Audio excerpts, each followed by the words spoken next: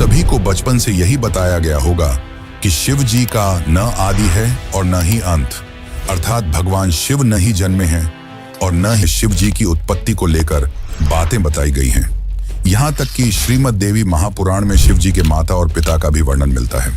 तो आखिर कौन है शिव जी के माता और पिता? कुछ लोगों का यह मानना है कि ब्रह्मा ही शिव जी के पिता हैं, क्योंकि विष्णु पुराण की एक कथा के अनुसार शिव जी का एकमात्र बाल रूप है, जिसे हम रुद्र के नाम से जानते हैं, और माना जाता है कि रुद्र के पिता स्वयं ब्रह्मा हैं। पर आखिर इसकी सच्चाई क्या है और पूरे संसार को शिक्षा देने वाले शिव ने अपनी शिक्षा कहां से प्राप्त की? तो चलिए जानते हैं शिव जी के जन्म का असली रहस्य। लेकिन उससे पहले वीडियो को लाइक करके कमेंट में हर हर महादेव जरूर लिखें। शिव पुराण के अनुसार शिव जी अजन्मे हैं, यानी कि उनका जन्म नहीं हुआ है, और वे स्वयंभू हैं, यानी कि खुद से ही उत्पन्न हुए हैं। क्या इसका मतलब यह है कि शिव जी के न तो माता हैं और न ही पिता? लेकिन विष्णु पुराण में तो कुछ और ही लिखा मिलता है, जिसके अनुसार विष्णु जी के नाभि से निकले कमल से ब्रह्मा जी की उत्पत्ति हुई और उनके माथे के तेज से शिव की उत्पत्ति हुई, जिसके कारण शिव जी को ज्यादातर समय ध्यान मुद्रा में दिखाया जाता है। लेकिन शिव पुराण में तो इसका उल्टा लिखा मिलता है, जिसके अनुसार एक बार जब शिव जी अपने घुटनों को मल रहे थे तो उनके घुटनों के मैल से श्री हरि विष्णु की उत्पत्ति हुई। अब इस मामले में तो दोनों पुराणों में अलग अलग बातें बताई गई हैं, परंतु विष्णु पुराण की एक और कथा के अनुसार ब्रह्मा ही शिव जी के पिता हैं। क्या यह सच है? तो चलिए जानते हैं इसकी सच्चाई। लेकिन उस कथा को समझने से पहले एक और कथा को जान लेते हैं जो काफी ज्यादा प्रसिद्ध है। और इसी कथा के अनुसार शिव जी को आदि अनादि का दर्जा मिला, यानी कि न ही उनका कोई शुरुआत है और न ही अंत। दरअसल एक समय की बात है, भगवान विष्णु और ब्रह्मा में यह बहस छिड़ गई कि उन दोनों में से कौन ज्यादा महान है।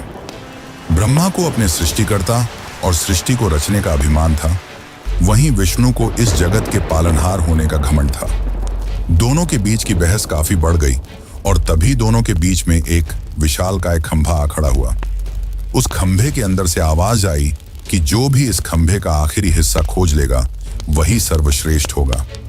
यह सुनकर दोनों ने खंभे का आखिरी छोर खोजने का निर्णय लिया। ब्रह्मा जी ने एक हंस का रूप धारण किया और खंभे का ऊपरी हिस्सा खोजने के लिए उड़ चले। वहीं विष्णु ने एक वराह का रूप लिया और खंभे का निचला हिस्सा खोजने को निकल पड़े। हजारों वर्षों तक खोजने के बावजूद दोनों को उसका आखिरी छोर नहीं मिला, जिसके पश्चात वे थक हार कर वापस लौट आए। अंततः खंभे के भीतर से शिव जी प्रकट हुए। यह कथा यह दर्शाती है कि शिव जी का न तो आदि है और न ही अंत। लेकिन दोस्तों, क्या आपको पता है, इसी दौरान जब विष्णु और ब्रह्मा थक हार कर वापस लौटे और जब शिव जी प्रकट हुए, तब उन्होंने दोनों से पूछा कि क्या आपको खंभे का आखिरी छोर मिला? विष्णु ने निराशा भरे शब्दों में कहा कि मैं इसका आखिरी हिस्सा खोजने में असफल रहा, परंतु ब्रह्मा जी ने यह झूठ बोला कि वह इसका आखिरी हिस्सा खोजने में सफल रहे। यह बात सुनकर शिव जी काफी क्रोधित हुए और ब्रह्मा को श्राप दिया कि आज से पृथ्वी लोक पर तुम्हारी कोई पूजा नहीं करेगा, जिसके कारण आज भी ब्रह्मा जी का न तो ज्यादा कोई मंदिर है और न ही उन्हें पूजा जाता है। वैसे दोस्तों, इसके पीछे एक और कथा है जो भगवान ब्रह्मा और उनकी पुत्री से जुड़ा हुआ है, पर हम उसकी बात किसी और वीडियो में करेंगे। अभी हम ये जान लेते हैं कि क्यों शिव जी को ब्रह्मा का पुत्र बताया जाता है, आखिर इसके पीछे क्या सच्चाई है। तो चलिए अब इस कथा को भी जानते हैं।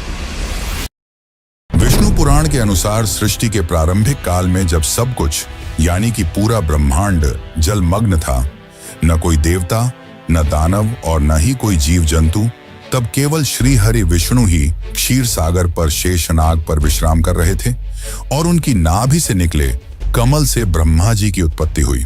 इसके पश्चात ब्रह्मा जी और विष्णु जी इस सृष्टि की उत्पत्ति और रचना को लेकर बातें करने लगे। इसी दौरान शिव जी भी वहां प्रकट हुए।